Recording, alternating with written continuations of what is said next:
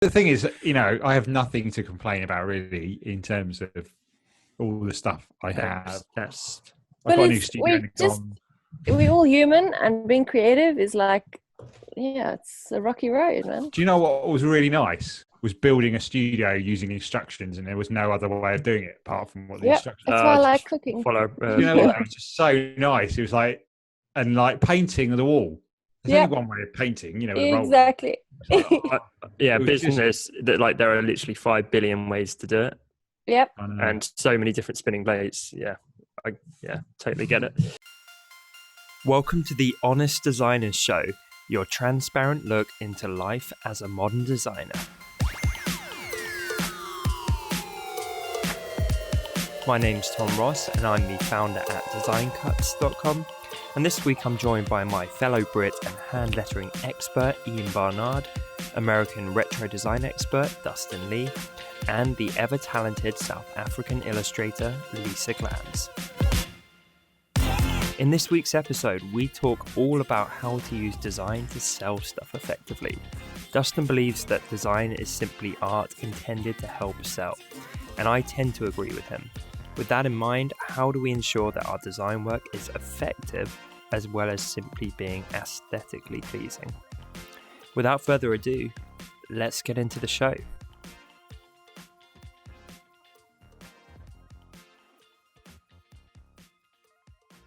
So today we're talking all about how to use design to sell stuff effectively.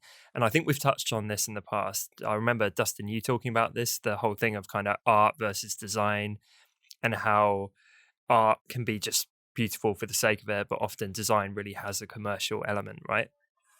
It has a purpose. And I think that's true. I can't think of many instances of design that aren't in some way kind of intrinsically linked to selling something, whether it's advertising a product or a service or an event, poster, whatever it might be. Well, I was talking to my friend Sean Ferguson. He's an illustrator the other day, and we were talking about just like a random business of like selling a rib truck, and just saying, at the end of the day, great design on a rib truck is all good, but a rib truck would rather make a bunch of money and sell ribs with a mediocre design than go out of business with a great design. You know what I mean? That's true. Yeah. More than anything, more than looking good, it has to sell. You have to sell ribs for people. Yep. I'm really glad you clarified that, because at first I was like, what is a rib truck? Is that like a type of vehicle? Yeah. Oh, yeah. Here in the United States, we have trucks that sell meat. We have trucks that sell meat, but all they are is like a cafe on wheels, and it just serves like a fried breakfast or a dodgy burger. Yeah, a rib truck. That sounds amazing. It is amazing. And you're right, Dustin. Like, from a business perspective, I come from a design background, but I can't stand when people put design first above everything. Because first of all, you've got to have a foundation. You have to have a business. And then I think of design almost like steroids. Like, it can send it into the stratosphere, right? And it can really help things. And it can really make a business. There are many examples where the business is kind of doing okay. It's getting its legs. It's got something of value, but hasn't really got out there. And then a rebrand or a compelling design can just make it go crazy and everyone suddenly engages. So it's not to kind of underestimate the impact of design commercially. It can be vast. But what do you guys think in terms of where the listeners might sit on this? Do you think like most designers get the whole commercial application, or do you think perhaps some of them are just trying to make stuff look pretty and not always thinking about the commercials? I think it's lost on most designers. Yeah, I think especially the maybe I'm wrong, but especially the newcomers. I think you're so busy trying to you're new in the industry and you're enjoying your job. You're creative. And all you want to do is design cool stuff, and you forget the fact that you actually have to make sure that whatever brochure you're designing is readable, whatever logo you're designing is clear to see, things like that. So, yeah, I think maybe youngsters are guilty of that. It seems like because like most of us live in this ecosystem where we live around other designers looking at how pretty their work is, we tend to fall in, be immersed in this culture where we feel like, oh, well, good design is when it looks like this, which is partially true, but good design is also, I think great designers probably immerse themselves in the businesses that they're making stuff for more than they do around other designers, trying to understand what makes someone buy ribs. You know, what makes someone's mouth water for ribs? What makes someone decide to buy two, the extra value rib meal as opposed to the single one? You know what I mean? Yeah. And then if you can combine them both, then that's even better. You know, good design with, I think a mistake I made earlier on in my career, I've got quite a lot of it actually, is that I would jump on the design of it straight away. So I wouldn't do the research, or say if I was doing a website design, I'd just do what looks nice rather than actually what is the point of a website for a company? It's to get people to buy their product.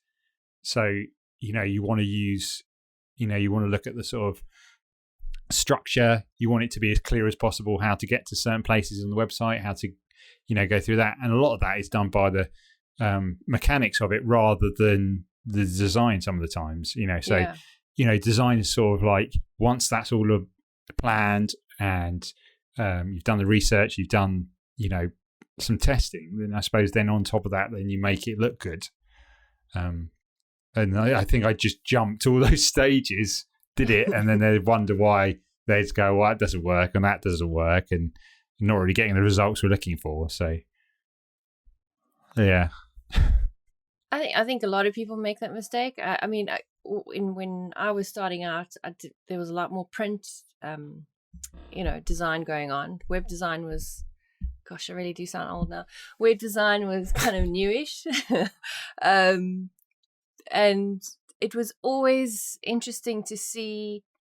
You could always pull out the new guy, because he would over design something, whether it was the ad or magazine layout or whatever. It would be so over designed, you'd find it difficult to actually know where to start reading, because he was so obsessed with trying to make it look so edgy and so modern and so chic and whatever, that he'd actually lose the art of design. Because in my opinion, making something so difficult to read and follow, that's not designing anymore. That just becomes, I think what you were saying, Dustin, like almost art, because you've lost the whole commercial application.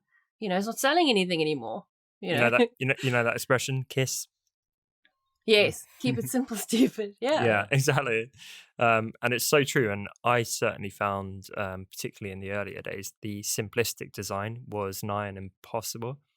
And it was really frustrating because you look at great examples of it. It could just be like a blank background with a plain color with some few lines of text on it. And I would get incredibly frustrated thinking, why can I do this fairly complex design or website, but when I try and do the really minimal brochure, mine looks amateur?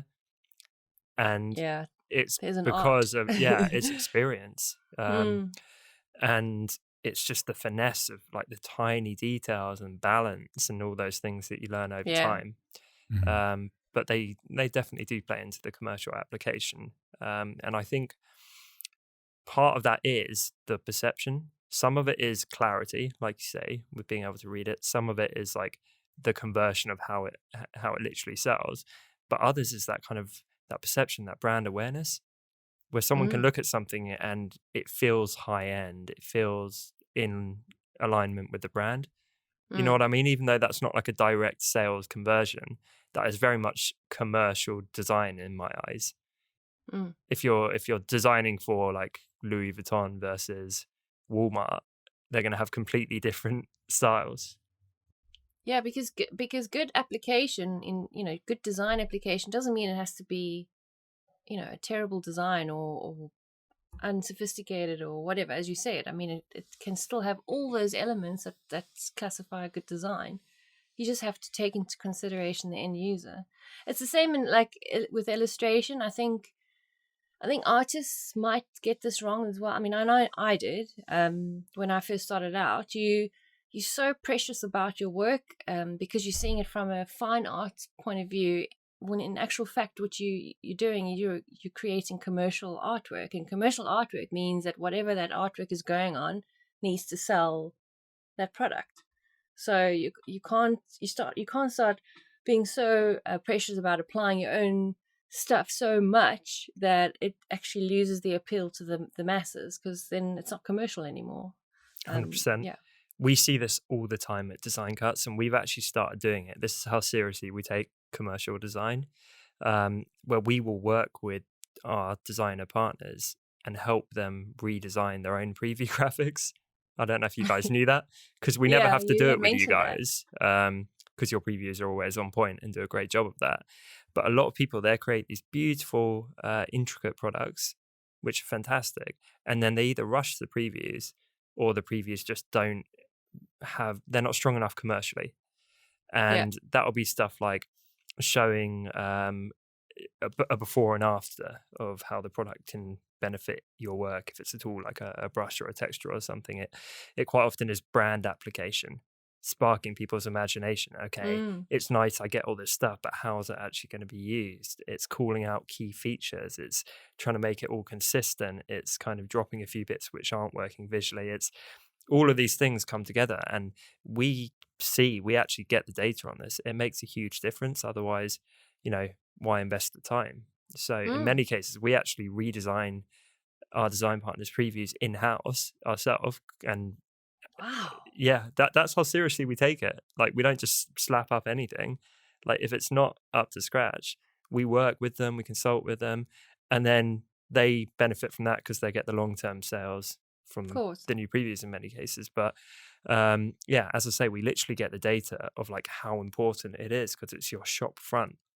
So we're talking digital products here, but it applies to all design. It makes a massive difference.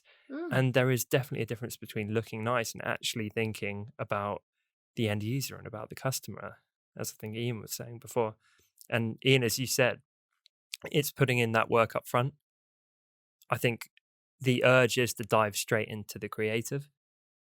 And if you prioritize all of that research and the commercial kind of brainstorming before the design, it might not be the natural tendency, but it's really beneficial not only to the project as a whole, but actually to the design flowing more, because you're going to have more direction. And it kind of makes me think of art at school. If I was drawing a portrait or something like that, I would often just start drawing one part of it. Like, I'd draw the eye or something, because I like to draw eyes, and then move on to the nose and draw the mouth. And they'd all be kind of reasonably well drawn, but when I step back, it would be a weird looking Picasso portrait. Because I hadn't started by doing the framework of like balancing and all the proportions of the head. You need the shapes and the framework. Exactly. And I always wanted to rush ahead and start with the eye and make it super detailed and then move on. And then I'd come out with these freak looking portraits. And if I was drawing someone like a girlfriend or a family member, they'd be really insulted because they look like Mr. Potato Head. And I think that's quite an applicable analogy, hopefully, for how people go about design. I feel like Diane Gibbs, again, someone we all know who's a professor at University of Southern Alabama, she has her students all do an entrepreneurial project where they have to make something and sell it with their design skills. And then people come in and they either buy it or they don't. And I think it's a fantastic lesson. It's just for one day and they make something, but they learn like, will someone buy this, or does no one, care about what I made? Yeah. Give a damn about what I made. And I think that's like, so, something all designers should do to really get in the shoes of what it's like to do that. An example I recently heard was, if you go check out online, everyone should, because it's amazing. Look up Frank. It's a restaurant in Austin, Texas, and it's all hot dogs. And from the whole thing pulls you in. And I feel like the job of design in a lot of instances is to get the person to walk in the door and consider and walk up to the register, that's what the design should do. Like, at that point, once you're in front of a real person, that person has to obviously get you to buy or whatever, but like, design should get you to take that first step in the buying process. And when you look at the work they've done at this Frank place in Austin, I mean, it's beautiful. It talks about hot dogs and cold beer and all the stuff you want to hear, and it looks great. And they do this cool thing on the beer glasses where there's a pig's nose. So when you drink the beer, it makes the pig nose go over your nose so you look like a pig. And I'm like, that's brilliant. It's really just a circle with 2 ovals inside of it. But you're like, man, like just that in itself makes you want to bring someone there so you can like laugh at each other or take selfies or do whatever with it. And you're like, man, it's really trendy. It's really cool. But it's also really getting people to walk in that door and want to come back. And that makes money. But I keep seeing a meme on Instagram and it shows 2 cups of coffee, and one is one that you could buy which was unbranded in a general little polystyrene coffee cup, and it says like $1 underneath it, and then it has another one with a Starbucks logo and it's like $4, and underneath it just says the power of design. Yep. And it's so true. Wait, what? One is a plain cup and says $1, and the other one is what? Starbucks, it says $4. So it's like it's 400% more expensive because of branding. The coffee is pretty much the same. We have the power. I mean, that's the whole thing. That's what makes it great, doesn't it? We actually have the power to change perception. I suppose that's what Apple's based on. It's all about design, isn't it? Yeah. And it's producing things that people don't know they want. Yeah. So it's true. Because, like, do people need a new phone? Probably not, but they'll get one anyway, just because the design is so nice. And what do you guys think about? Is the commercial element of design always emotional? Because Ian, you're talking about Apple there. People were sleeping in the street to get an Apple product, queuing up for days. Like, that's clearly emotional. I would say the same thing with the pig beer example, Dustin. I would say the same thing with Starbucks. It makes them feel a certain way. Are there any examples where emotions are kind of detached from the commercial element? Or is it like even like a big giant red sign saying sale, that triggers an emotional response? Sure. Of kind of like, ooh, urgent, I need to buy it. Like, I feel like there's always, commercial design is tapping into people's emotions. And when you think about it that way, you become a bit more deliberately psychological in your design work. I feel like in most places, like they say, like winning the heart is the first step to getting someone to buy, which would be emotion. But at the same time, I'm like, somewhere, for instance, like there was a water shortage in South Africa, as Lisa well knows. And I would imagine like good design in that case, where people needed water, might just be a sign painted in bright letters that says free water. I mean, that's fantastic design. And I don't know if it's necessarily emotional as it is just like informative. Yeah. That person would have been mugged and I don't know. I don't know, but yeah, is it tapping into the emotional context though in that example, Dustin? Because you're thinking like if there was water everywhere and you had loads of competitors selling water, you would have to stand out, and maybe you go and you're the high-end water company or you're the quirky fun water company in order to stand out. If there's a water shortage, you deliberately shed all those decisions from a design perspective. You tap into Maslow's hierarchy of needs in terms of meeting the basic needs, and you go for pure minimalism, make it as clear as possible. You're selling water or you're giving away water. So it's still emotional. Yeah, it's the same as signage, if you think about it, like where to turn left to get to whatever. I mean, the emotion there is like you need to find the place you're going to, so you still have to make it clear as clear as you don't want it to be stressful. That's the emotion. Yeah. Although I guess that is an example of design that is non-commercial signage. Not going to buy a sign from Sig. No, true, but they charge you every time you go around the roundabout. True, but it's still part of our society. Otherwise, to keep order, I guess. Otherwise, things would be chaotic. But yeah, I suppose it's not really right. commercial. I mean, you think about things like, like you're saying, like to riff on what you're saying, stop signs, or the little. At least here in the United States, we have these little signs that show people. I will say something like warning, and then what's the word, octung, or however you say it, octung. Whatever the word is for warning in some language in Europe. I don't know. And it shows someone German. slipping in German. Okay, thanks. And it shows someone slipping. I mean, that stuff has to be so to the point. Like there's times when you can kind of finesse people, romance them with what you're designing. And there's other times when it needs to be a dude slipping in a stick figure form with the word warning. Absolutely. Absolutely. Yeah. And when it is wrong, people make fun of it. So I can't think of a specific example, but again, I saw some recently on Instagram where it was signs for like bathrooms and stuff like that, and they were just really badly done. And so it would be like, apparently this bathroom wants me to go in, but only if I'm an elderly man with a midget companion or something. You know what I mean? Yeah. Because they haven't quite got it right. I always wonder who designs those stick figures, because some of them, yeah, dubious. look a little. Okay, so thinking always back to the dear listeners who we love and value dearly, of course. Absolutely. What's going to be most helpful for them in terms of thinking about the commercial application for design? Well, I think it's, as much as we would love to, as Ian said, dive straight in and inject our own take on something, I think it's important you should do that down the line. But think of the framework, as you said, Tom. Start there. I mean, you've got to start there. Otherwise, you probably end up with a mess, as you said, or something that's unclear. What kind of questions could or should they be asking clients to help with that? Well, definitely. I mean, the first thing if it depends on the project, obviously, but for example, a logo, I think we've discussed this before, like all the emotions they're trying to convey from the logo. What does the company do? How does the public? How do you want the public to perceive the company? So those are all emotional things that you can try and pull from the client. If it's something like a brochure or a website, what's the main objective? Is it an educational website? Is it to make sales? You know, you need to kind of figure out or hear them, you know, what's their objective, because that's important. That's going to be a starting point of how you approach a project. So how about this? You start with the simplest version of what the client wants from a commercial standpoint. Then you get down to the stuff we talked about previously in terms of emotions and what they're trying to elicit.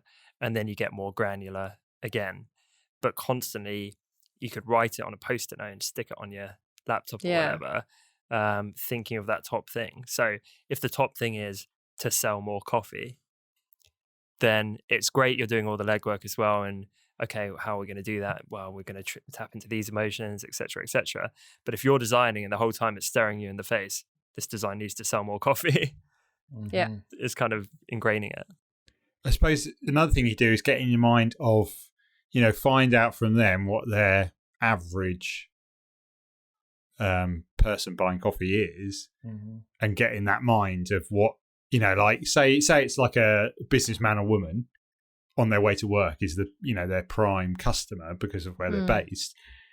Maybe go at that time in the day, go through the process, pretend you're trying to get into, you know, the office for 8:30. What are you going to be thinking about? You know, the amount of people around you. I just want to get in, get my coffee, stuff like, you know. And so, okay, so can we actually riff on this between the four of us? Pretend that we are running a design agency. Okay. And I'm going to keep going Who's with the boss? You, Lisa. No. And we all respect you and fear you at the same time. Yeah. I don't know if I want to live in fear. So But there's bunnies everywhere. Sorry, carry on. Exactly. It's all a facade for your scary core. So we're all working together. So I'm going to be part of the agency, but in this scenario, I'm also going to be the client. And I'm the client, and I'm running a coffee stand in the street. And it's like a, you know, not a tiny little thing. It's a big coffee stand in a very busy, like, business district. So I've come to the four of us, and I need your help. I need to sell more coffee. How's your design going to help me? Well, the first thing I'd ask is your main clientele work people? You know, like where is your coffee actually, your stand actually situated? Is it like in the middle of a work district, or is it? It is. So I've got tons of business people coming to and fro, and they're rushing off to work all the time. What do you feel that is preventing them from actually stopping? Is because they don't have the time, or yeah, like they're always rushing to meetings and trying to get into work on time. Okay. I feel like this is the interesting thing about design is I talk to so many freelancers, and everyone almost without exception says, if they're a freelancer at least, are like, I'm always like by myself, I'm at home, like I'm isolated. That's like a common thing. I'm isolated. Yeah. I'm always at home working, but I'm not really doing freelance work. But even when you work for an agency, like you're oftentimes isolated in this bubble of the agency, right? Working there. And considering that design by definition is for mass amounts of people to see things and be influenced by it, it's so funny that, for instance, in the coffee example, that it would be logical that the first thing that should happen is go spend 3 days at that coffee stand. Go see what's happening. Go buy coffee. Go hang out at the coffee stand. Go to the coffee stand down the street. Ask the people why they don't buy when they pass by it. Ask the people that did buy, why did you buy 6 coffees? Why it should be a social interaction thing where you're just interacting constantly with people. But we don't. Sit and see how people look at it as well. Are they paying attention? Do they glance at it and then glance away? Do they not notice it at all? Exactly. Yeah, that's quite important. That's so smart there, Dustin. Doesn't it feel like it should be a social activity? Well, it should be. And for anyone listening, like I almost feel like if people listening went and did this, they would be like the Daniel Day-Lewis of the design world. You know what I mean? It's almost like method designing. We just coined that phrase. We've coined that on this podcast, method designing. That's brilliant, Tom. I would I draw with my right hand, using the mouse right hand. I'd give my left hand to be the Daniel Day-Lewis of design. Seriously, someone listening should go do that. They go be the method designer, and they're a maverick. Like their methods are a bit unusual, but they get the job done, kind of thing. And when they book a client, they say, "Look, I'm going to basically like follow you around for a week and shadow you and really get a deep understanding, because it's going to create this amazing end product." People should do that. They really should. But I want to be devil's advocate here. That means that they have to pay for that week while you shuffle around behind them. Okay, well, a day. No, it's free. It's free because if you do it right, then you make more money. It doesn't cost any more if it's done properly, I think. Yeah, or you say it's a day, you just factor that into the overall cost of the project. So the client doesn't feel like they're paying you for that day, but they inadvertently are, because you factored that into what your hourly rate kicks out as. And I mean, I think if you went to someone and said, well, let me barista, or let me shadow a barista, let me talk to customers, let me just sit here on this corner and watch your place. And if you gave them that option and said, do you want me to take my best guess at what will make you sell more coffee? Or do you want me to take an educated hypothesis of what will do it? I mean, I would always choose, I'll pay an extra $2,000 for you to have some sort of hypothesis, not just a random guess. You're almost acting as like a marketing consultant as well as a designer. And I guess if you weren't close enough to the client, in other words, it was more of a remote, project, then you could try and get as much information as you can from the shops around you. It may not necessarily be their business and may not solve their particular issue, but you can at least, for example, the coffee example, there's hundreds of coffee shops. So you could go and sit at one and see what goes on and what makes people buy or not buy or whatever. So it doesn't 100%. have to necessarily be their company, although that would be first prize. So I'll give you an example with this coffee stand in the business district. If you didn't have all this context and you weren't thinking commercially, maybe the business owner, they were about to hire a designer, and the end design would have done some kind of special offer that was lowering the prices. And actually, if you went into Dustin's method, you could work out, well, it's not a price issue. If anything, these people have tons of cash. They're all businessmen and women. It's a time issue. So maybe the end design ends up kicking out some better version of this, but something like hot coffee in 30 seconds or less. And that's kind of what free. And that's kind of what you're shouting about. And you know you're targeting business people, so the entire branding and look of it and wording is done in a way that resonates with that audience. So if it, like, again, this is kind of cheesy, but if it was like, hey, you, like, running to a meeting, like, grab your coffee in 30 seconds or less, something like that, where you're specifically appealing to that target demographic, you're addressing that you're addressing the main issue of time, and you're not going down a path which would have been destructive or not relevant by toying with price, or maybe you're just trying to make it look fancier. Because Mm. clients don't know this stuff. They often get confused. So maybe they're thinking, oh, it's because we're not fancy enough. They're obsessing with the competitor around the corner, and they've got like posher looking coffee, and so they're convinced that's their issue. And actually, it's not. Yes. In this case, it's time. And also that it might, I mean, even if you do this whole investigation, you might uncover that maybe you'll never sell enough because they're on the go, but you could maybe offer delivery, Right. and you could have a sign that says like, hey, don't have time to stop, I deliver to your office, kind of thing. Yeah, or whatever. exactly. Yeah, it's like running to a meeting, no time for coffee. Mm. Like, I'll bring the coffee to you. Yeah. Like, Yeah. Or coffee to like your meeting. like a phone in. Yeah, exactly. I was really drawn by your statement, Tom, that this is kind of getting into marketing, which I think you're 100% right, that it's getting into marketing. And so my question for you would be, why have we separated it? To me, separating marketing and design, where there can be design companies that literally don't have any marketing department, seems like the equivalent of, to go back to hot dogs again, since I've been talking about hot dogs all day, And rib it's like trucks. selling hot dogs, but like then being like, okay, now you go find the barbecue to make sure that they're at temperature to eat. Like, why on earth are these things separate? It makes no sense. Yeah. What do you think the reason is? Well, I think they're perhaps not quite as separate as you're implying, in that most corporates, design and marketing, tend to work very closely together, if not in a combined department. But I think certainly in a freelance capacity, people Right. are freelance marketers or freelance designers. I don't know is the answer. I mean, I guess like they do take different skill sets, but personally for me, there's a reason why I'm doing what I'm doing career-wise. It's because I love both, and because I think the two should be married, and I think they're very powerful when they're married, and that's what I've always experienced.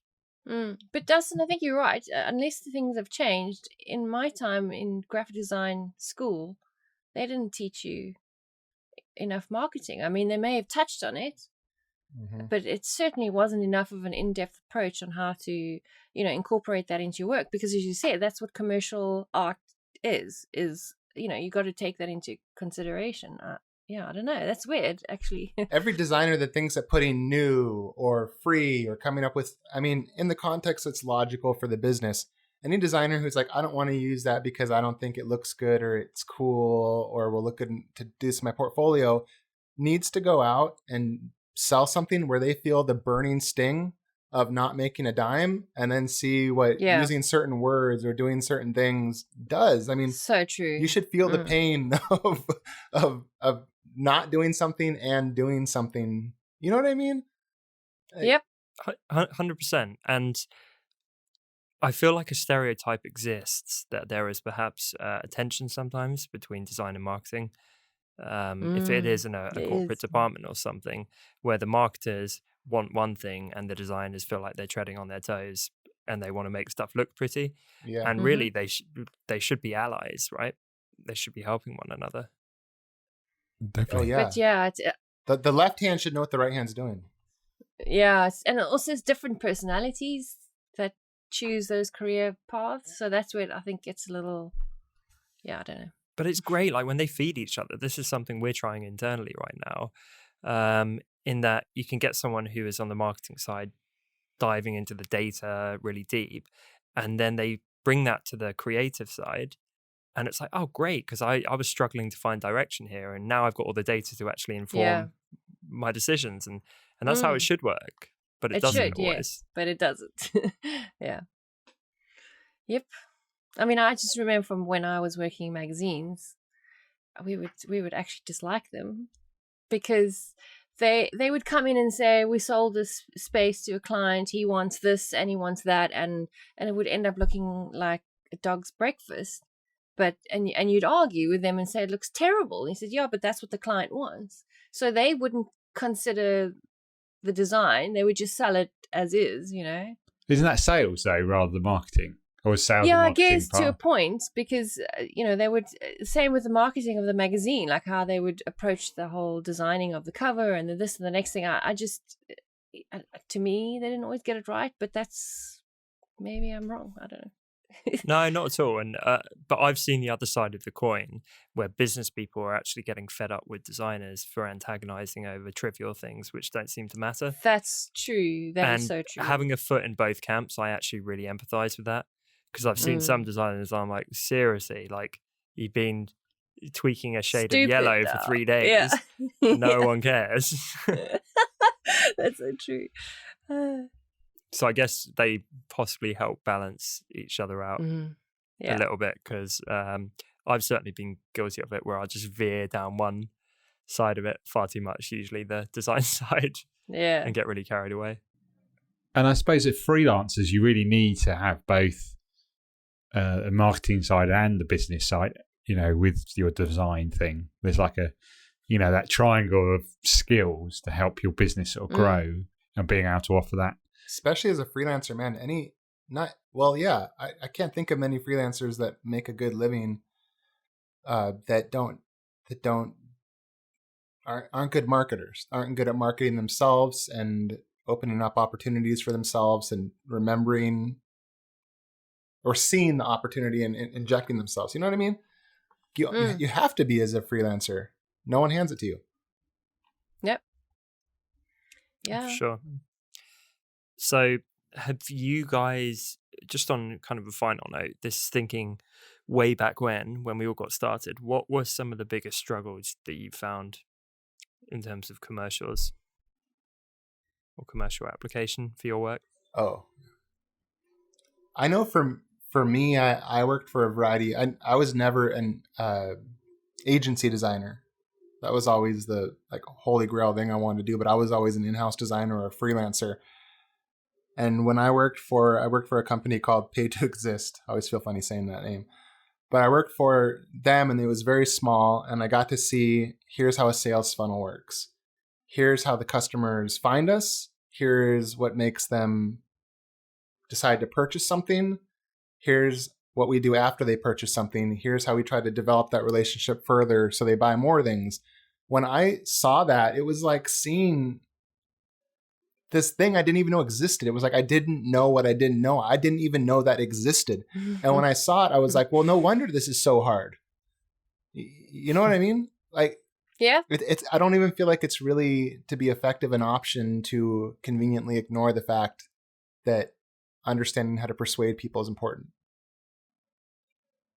absolutely. Sorry, that was a bit of a rant, but I really feel like that's true. No, but it's so true. I think, as you always have been saying, that it's so important for designers to be in the other shoes to understand how difficult it is to actually, get business. And I think that'll stop you from being so precious about your design has to be so beautiful and perfect. And yeah, obviously we all want that, but if it means that it's compromising the actual result of making a sale for the client, then you've dropped the ball, and you haven't helped your client at all. What I struggled with was having no business knowledge or acumen or experience. So I started very young. I think I was like 13 when I started doing little freelance bits for design. Doesn't count, surely. I pictured you in a suit and tie. Did you wear a suit and tie? Yeah. I also No. picture you in a suit and tie. This was like online clients, not me going to Oh, meetings. that's so sweet. As a little kid. Oh, yeah. Did you were you the kid that carried a briefcase to school? No, but I don't know No. what impression I've been given off making these assumptions. Well, you just seem very polished and put together. That's all. Dweeby, you mean? Oh, the kid that brought a brief. Oh, That says it all. I'm sending you a brief. briefcase for Christmas. That is so low. Given that I you mean, didn't know me when I was younger, let's just assume I was the cool kid smoking weed by the bike sheds, because no one's any the wiser. Yeah, but they always end up in a terrible place, when they're an adult. So. That's true.